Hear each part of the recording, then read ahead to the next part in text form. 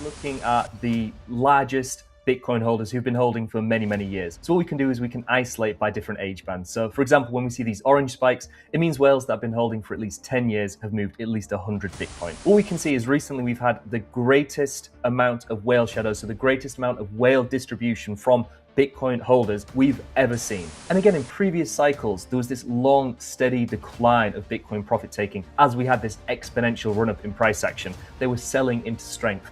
Whereas in this cycle, we've had almost 3 distinct peaks with lots and lots of selling happening. And we're talking millions of Bitcoin. Whereas at the minute, what we're seeing is this green region come back into play. Now, this indicates that we're seeing a substantial reduction in the amount of profit taking by these long-term holders. Hey guys, welcome back to the show today. I'm joined by Bitcoin Magazine Pro lead analyst, Matt. Welcome back to the show, my friend. How are you doing? I'm great, Maurizio. Thanks for having me. It's always a pleasure. And I think this is one of the most enjoyable, fun podcasts I kind of do, the collaborative things. We always get along so well, and especially meeting in person so many times. As soon as you message, I'm just excited. I try and plan it and schedule it in straight away. So very much looking forward to today. Yeah, likewise. Always a blast with you. So thank you for being with us today again. But last time we recorded together was October, and Bitcoin was trading in a very different space. So is there anything you are monitoring at the moment on-chain? Because I know you are the king of on-chain data. So is there anything that caught your attention? Because things have gone left, right, sideways, right? It's not been the most enjoyable couple months since October. I think that's fair to say. I think everyone's been a little, I don't want to say underwhelmed, because I think the bull market, we went from 15K to 125K. So, I mean, it's not like it was terrible, but I think we maybe had higher expectations given the divergence in performance we saw. When you see gold skyrocketing to $25 trillion market cap or something, you see stocks going crazy and Bitcoin has a down year. Obviously, it doesn't feel great, but there are some interesting data points that I think point towards some more positive price appreciation in the coming weeks and months potentially. I think people are maybe overly bearish on 2026 when they're analyzing Bitcoin. I think in general, there's some very positive things to look towards. So I'm hoping we can share some data on that. Even if 2025 was a little underwhelming, I think Bitcoin is in a healthy spot. Hey guys, exciting news. April 27 to 29, I'll be attending the Bitcoin conference in Las Vegas. If you're planning on going, please stop me, say hello. Let's connect in real life. In the box down below, you will find a 10% discount voucher. Use it to grab your ticket before it's too late. If you're enjoying my content, it will mean the world to me if you could subscribe to the channel and like my video to support my journey. Thank you. Why 2025 didn't really live up to expectations. So first and foremost, we'll look at this whale shadows or revived supply chart. Now, this is looking at the largest Bitcoin holders who've been holding for many, many years. So what we can do is we can isolate by different age bands. So for example, when we see these orange spikes, it means whales that have been holding for at least 10 years have moved at least 100 Bitcoin. So we were seeing big clusters of selling all throughout 2024 and into 2025. And if we add all of them on, it gets a little bit messy, but we can see there's some very thick periods of distribution from these long-term holders. So what I did is, rather than looking at this messy individual data, is if we actually collate these all together, all of the whale shadows data points into one aggregated chart, and then average that out over a 1-month period or 28 days to kind of see the trend in that. What we can see is recently we've had the greatest amount of whale shadows, so the greatest amount of whale distribution from Bitcoin holders we've ever seen. Now, not only that, throughout the entirety of this most recent bull cycle, if we can still call it the bull cycle, the current bull cycle, whatever your definition is, we were sustaining levels of distribution from these long-term holders at levels pretty much never seen before. If we look to the previous bull cycle, 2021, we saw 3 separate spikes where we kind of surpassed this level of whale distribution, and we spent practically a year non-stop above this level in this most recent bull market. So I think it's a very interesting dynamic that we're seeing as well, because it's not like there's been a huge amount of individuals coming and selling. If we look at the unique amount of whale transactions, the unique amount of wallets actually distributing, we can see in previous cycles, we really require a substantial amount of whales to come in and start selling. Whereas this cycle, again, it wasn't really happening like this. It was more of a smaller, concentrated number of Bitcoin whales actually distributing their coins. And I think it's mainly just due to the fact that Bitcoin now has this liquidity able to support this amount of profit taking. In previous cycles, if any one of these whales was trying to sell thousands of Bitcoin on the open market, the slippage they would get, the impact they would have on the underlying Bitcoin price would be substantial. So this is the first time in history Bitcoin whales and these long-term holders have really had the opportunity to offload just steady clips of Bitcoin without having a huge influence on price. No longer are you selling to retail feeling FOMO and people coming in for a quick buck. You're selling to Michael Saylor and BlackRock, people with practically infinite amounts of capital to go in. So another interesting dynamic we can look towards is the long-term holder supply. So similar to the whale shadows, but we're aggregating all of the Bitcoin held by these long-term holders. And again, in previous cycles, there was this long, steady decline of Bitcoin profit taking as we had this exponential run up in price action. They were selling into strength. Whereas in this cycle, we've had almost 3 distinct peaks with lots and lots of selling happening. And we're talking millions of Bitcoin. Everyone says Bitcoin is now a purely institutionally driven asset. Michael Saylor is controlling the Bitcoin price action. If you actually look at the cumulative amount of Bitcoin sold throughout this cycle, if you add up all of these Bitcoin sold in all of these waves of peaks, it's about 7.5 million Bitcoin. Now, all of the ETFs, all of the treasury companies, all of the sovereign state accumulation is somewhere between 2 and 3 million Bitcoin. So the fact that Bitcoin had 7.5 million hitting the open market, and really we've only seen a 35% retracement, we're still hovering with some pretty bullish price action, is actually fairly positive. Of course, it doesn't feel like that right now, but 35% in previous bull markets was, nothing. We just shrugged that off. We'll continue to march on.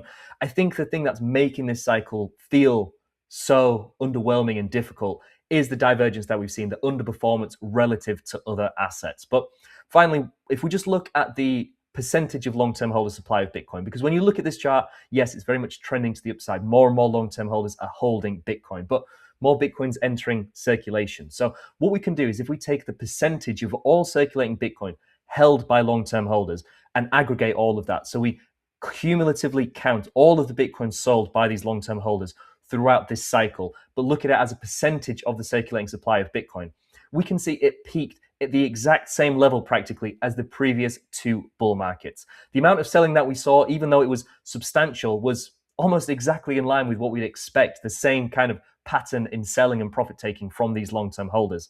But the positive element of this is if we look at the amount of selling that we see leading towards the tail end of a bear market, because just because someone has lots of Bitcoin and has been holding for a long time doesn't mean they're not susceptible to human emotions and biases and that fear and capitulation at the tail end of bear markets. We're actually accelerating towards this considerably faster than we have in any other previous bear market. Usually it takes around a year to get this level of selling, but we're already reaching these levels in just a few weeks and months. So because the bull market didn't play out how many anticipated, I don't think we should have the same expectations for how the bear market should play out.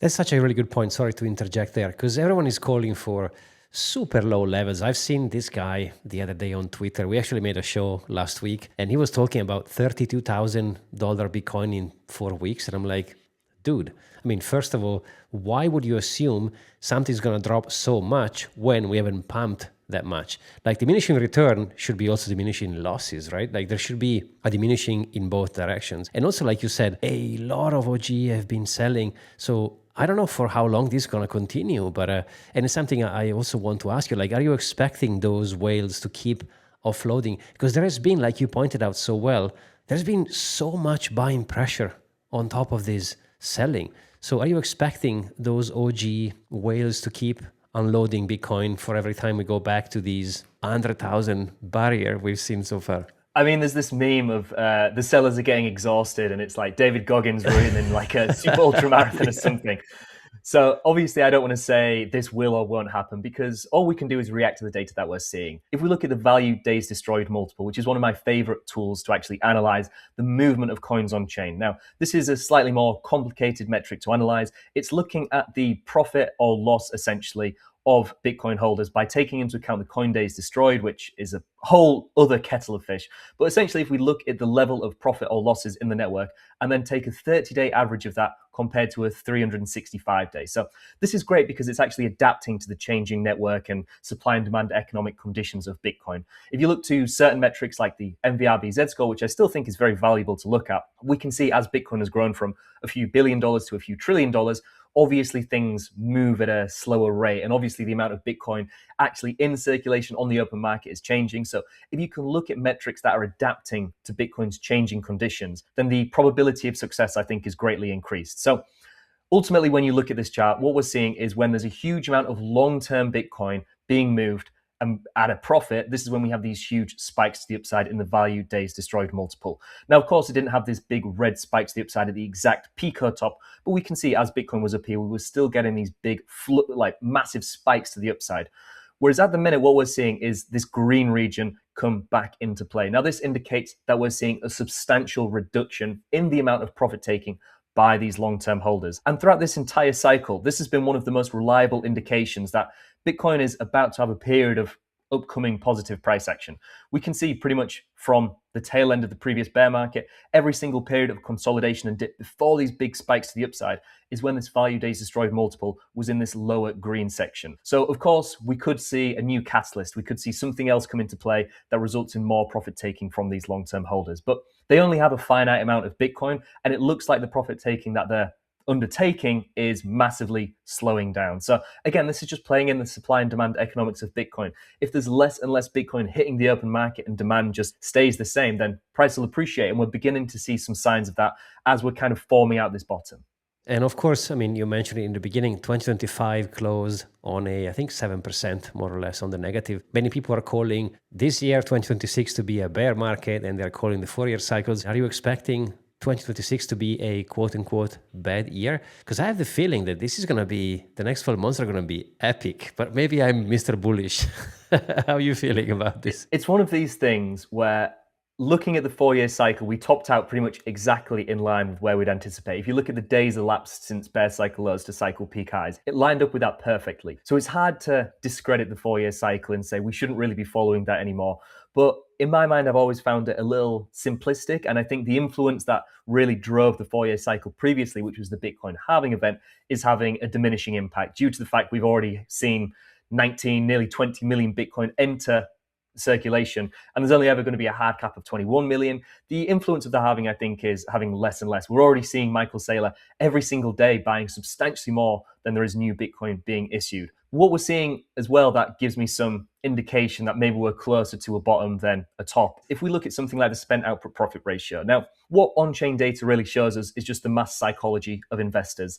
And the unfortunate reality is most people are wrong most of the time. I mean, if it was easy, everyone would be doing it. What we can see is when we have these big spikes, red spikes to the downside, it usually, well, it doesn't usually, it always indicates that we're seeing a substantial amount of realized losses on the network. Now, typically these are from retail participants, people who are trying to just make a quick buck in the market, but they're usually wrong. They're usually when we have after this big downside flush and everyone sells a loss, capitulates, Bitcoin's died another death. Again, when we look at these metrics, there can be individual spikes of data which maybe warp our views and expectations. So if we average this out over a 28-day period, again, a 1-month period, we can see that we've only had 2 previous instances in this cycle where we had a sustained period over a month of realized capitulation on the network, a majority of people selling for a loss.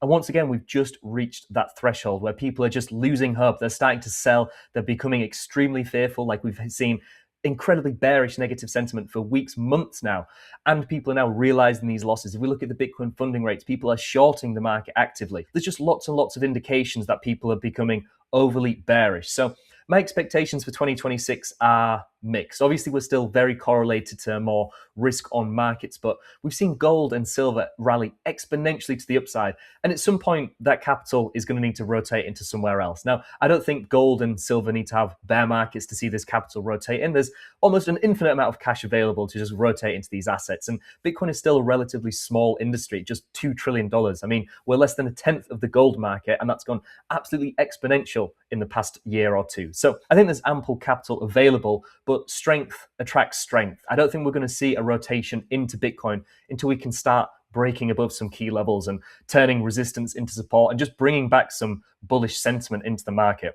It's an avalanche almost. Once we start seeing Bitcoin have some momentum, have some big moves to the upside, it gives people some confidence that we're going to actually see some continued strength in the market. I mean, if we look at the ETF daily flows, as I said, people like to look to these institutions, these BlackRocks, and think they're controlling the market. But realistically, they're, again, still susceptible to the same human emotions and biases as any of us. Now, of course, not every ETF buyer is an institution. It's roughly around 30 to 40% of ETF accumulation is by these corporations accumulating Bitcoin. But if we actually look, again, they're still usually offloading when Bitcoin isn't showing strength.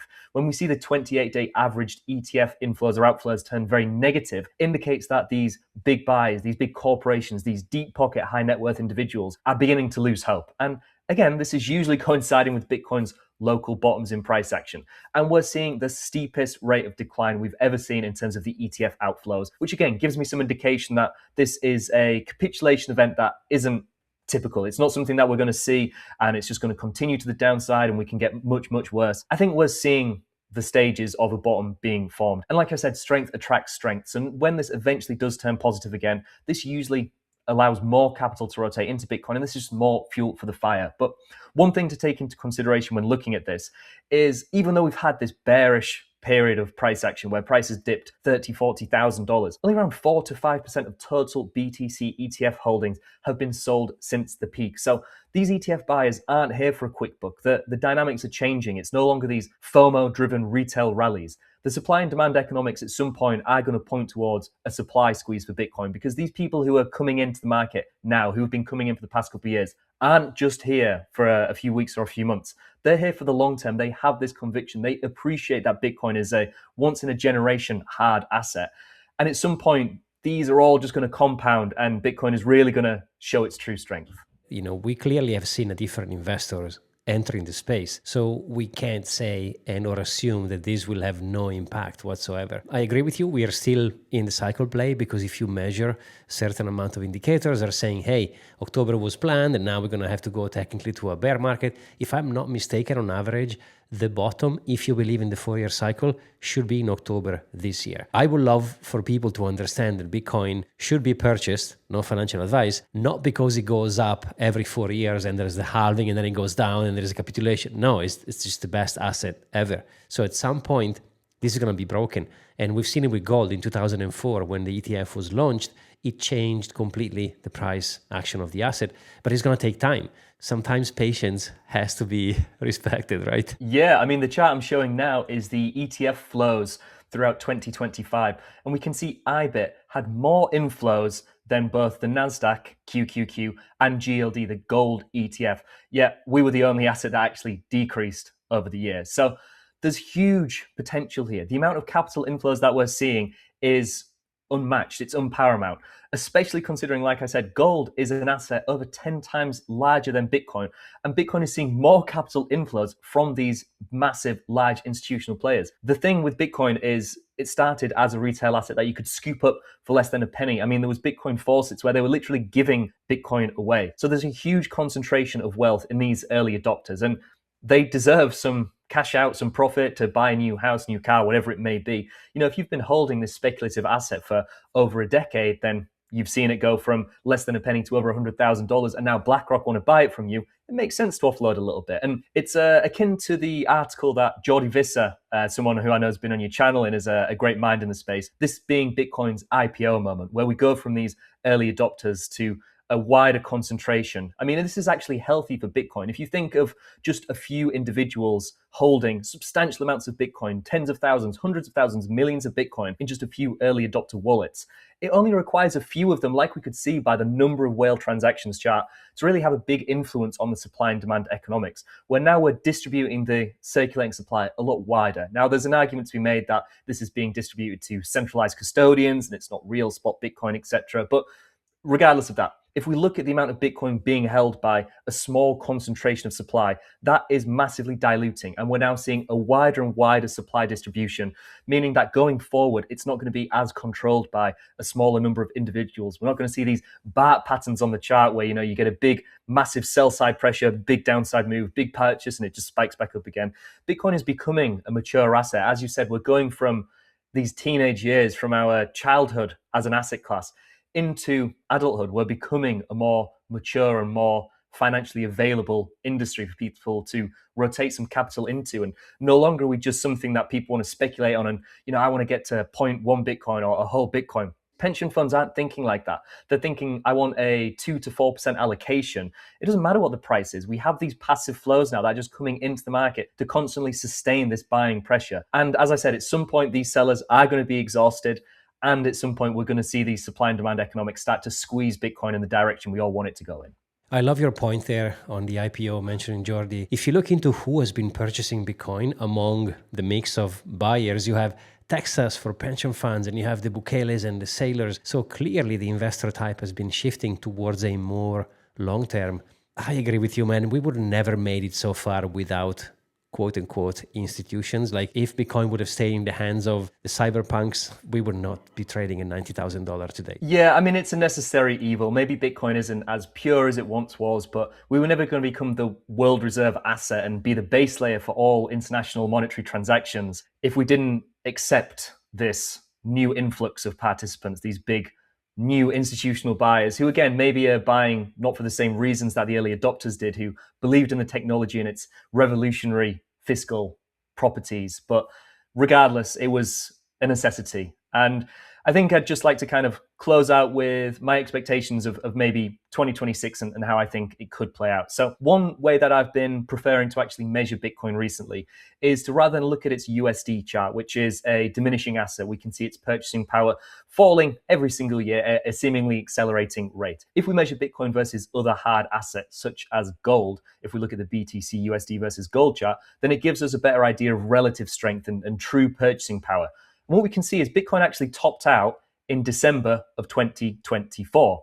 Now, this would mean, if we're measuring in terms of elapsed length of a bear cycle, that this has already been a one-year bear market in terms of Bitcoin's strength, its relative purchasing power. And we formed a bottom in December 2025. So it's an interesting chart to look at. As I said, it doesn't necessarily mean that we are going to play out like this, but I've kind of laid out my base expectations for how 2026 will go. Now, keep in mind, this is in a gold denominated chart. So just because I don't necessarily think the base case is we make new all-time highs versus gold, gold has appreciated from a couple $1,000s to nearly $5,000 in just a few years. Even if we have some consolidation and drawback in that, I'm still very, very bullish on precious metals. So if we continue to see gold march higher, then Bitcoin could make USD denominated all-time highs while still having a relative purchasing power all-time high beneath that of the 2024 high that we set. There is still the chance that we can rally substantially higher. And of course, we could be in a more prolonged bear cycle, especially if we see some external catalysts. If there's a World War III, if there's some crazy geopolitical tensions, who knows what's going to happen. Everything seems to be getting weirder and weirder every single day. But this is a really interesting chart that I've been looking at. Now,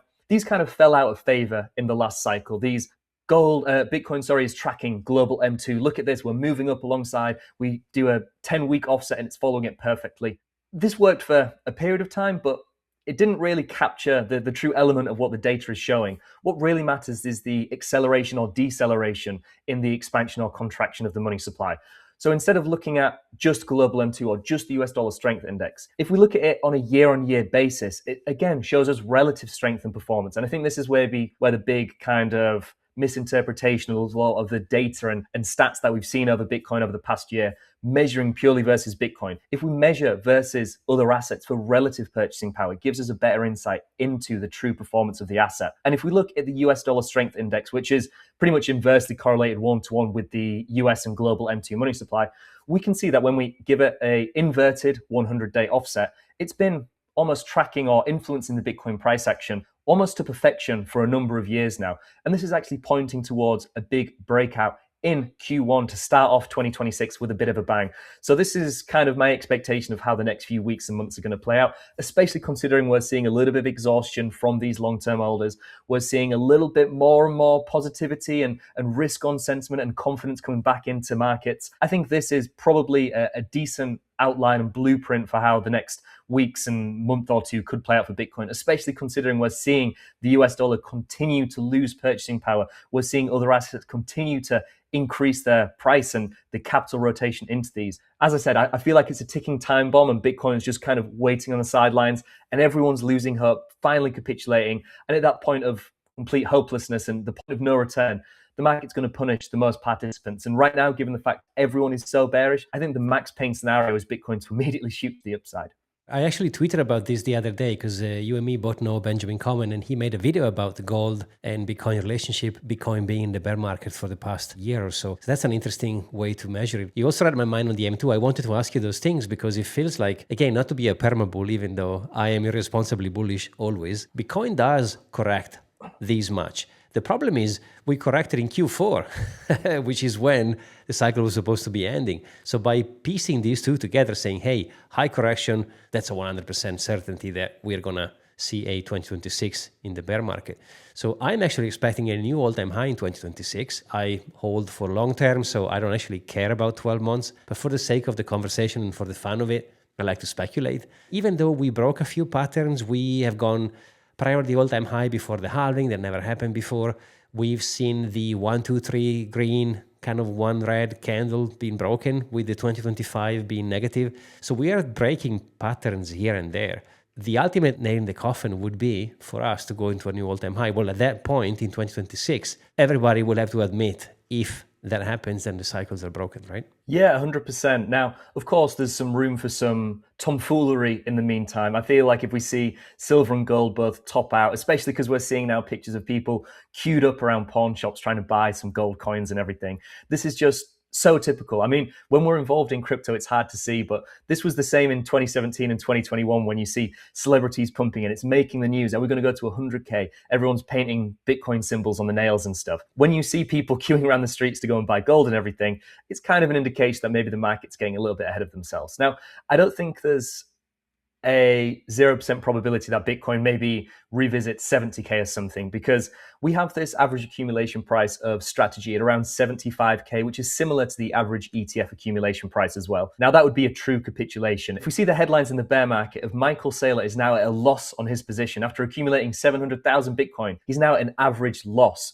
Every ETF buyer, the majority of them, actually accumulated higher than this. We're beneath the previous all-time high if we wick beneath kind of 70K. That would be, to me, the true ultimate capitulation signal. And especially if we start to see some on-chain data signals that kind of reaffirms that is like the final flush out of leverage and hope and optimism, then that would be a great signal to me. But we still have some resistance above us. I think as bullish as I kind of am in the medium and of course long term, the big psychological level of 100,000 is going to be hard to break above. We've got some key moving averages and just the psychological influence of that. People who are accumulating 126K are probably going to be happy to say, you know what, I'll take a bit of a loss and get out at 100K when we get there. So I think it's going to be tough to break through. I don't think it's something that we're going to see just smash through on the first attempt. I think it's going to be a few weeks, maybe a month or two, to actually kind of sustain this strength, to build some confidence, to build a solid foundation, maybe some wicks to the downside. But as I said, strength attracts strength. And I think once we do convincingly break above 100,000 again, I don't think we're going to hang around that region for too long. I think it's going to be the train leaving the station very, very quickly. If we have volatility either way, if we go super fast, boom, 150, 180, and then something happens, people are going to get excited again, involved. But if we just keep crabbing all the way, okay, it's 90 again, okay, it's 70 something, okay, 80 something, oh, 100 and something, and then back again. If there is one thing that I learned, and I'm sure you agree with me, that nobody knows what the hell is going to happen. Sometimes I see people in the comments, oh, this is when exactly we're going to go, and this is how much. And I'm like, guys, the market is going to humble you either way, right? So not just on the upside, but also on the downside. So keeping an open mind helps. I truly believe in it, not just because of the number go up potential, but because of what Bitcoin is. And imagine the sentiment difference. I think you touched on it perfectly. If rather than having these big moves to the upside of, $20,000, $30,000 and then 6 months of sideways, imagine if since the tail end of the last bear market, it was just a nice, slow grind up, green candles every single day. Everyone would be over the moon with how bullish that had been. If you look at the raw performance numbers, Bitcoin still massively outperformed everything from the bear cycle lows to the bull market peak. It's just the way that it occurred was so upsetting, and understandably so, because like you said, people get impatient, and it's human instinct, especially when you see other things performing well and we're not. It feels cruel almost. So the Max Payne scenario is this kind of chopping and just making people bored, going into their other assets, speculating and rotating into penny stocks and altcoins, etc., while these institutions are happy to see this slow, quiet accumulation period, reset expectations, buy some cheap discounted BTC while everyone's losing hope. And then again, this is more sustainable because we don't see these big exponential moves to the upside, which result in these big exponential moves to the downside. We get this more stepping formation, which for traditional investors, that's amazing. If they can kind of look at Bitcoin as this asset which can sustain itself without these big drawdowns, because I mean, we're looking at silver and gold now, which have had these unbelievable performance years. Gold didn't actually set a new all-time high once we're factoring in inflation and purchasing power since like the 1980s or something. It was decades where it was actually in a period of drawdown when actually measuring its true purchasing power. So when we look at Bitcoin, which on this logarithmic scale is just going up and to the right, this is an amazing opportunity for retail participants with realistic expectations and for these institutional accumulators who can, again, realize Bitcoin's true potential. Am I going to see you in Vegas in April this year? 100%. Yeah, I just got the email actually. I'm confirmed speaking once again, so very excited for that. So yeah, we'll definitely catch up there. Hopefully, there's some lovely audience members there. I always like meeting people at conferences, but it's so nice interacting with people who watch our content. If you see us, come and say hello. I really do appreciate it. I love meeting people. I love going to the conferences and seeing the people in real life that I've been watching their content for years and reading about them and everything. So yeah, they're a lot of fun, and I'm very much looking forward to meeting up once again. I love this. It's a hobby to me that people pay me to do. It's the best job in the world to just nerd out over Bitcoin and data and just talk with like-minded people like yourself and an audience that enjoys the content. So yeah, anytime, always a pleasure. Love being on here. And again, shout out to all the people who have watched this and hopefully they learned a little bit today. Thanks, Matt. Always a pleasure. Guys, thank you so much for watching. Remember, go and give Matt a follow. In the description box, you'll find all the details. And we'll see you in Vegas.